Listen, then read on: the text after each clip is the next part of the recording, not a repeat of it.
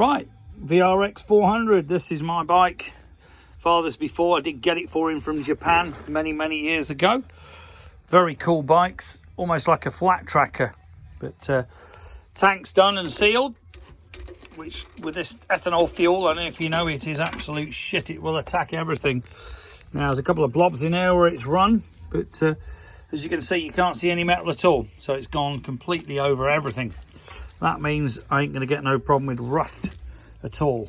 All right, well worth doing if you've got an older bike like this. Okay, as I say, the VRX badge might not be in exactly the right place. I've just sort of mocked it up with some double-sided tape.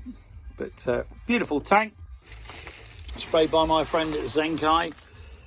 Beautiful paint job, really cool. And I've got to admit, the polish we use is a real gem. This polish is absolutely incredible. Polymer sealant, absolutely unbelievable. Permaglass. This stuff from California, they reckon will last 2 years with one coating. I mean, and the black, as you can see, there's no Torval and Dean scratches. It really looks a bollocks. But anyway, VRX, this bike will soon be up for sale. We're just completely rebuilding the carbs and everything.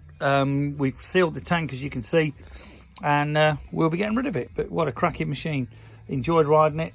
Still do 110 odd, which ain't bad for a little V-twin 400.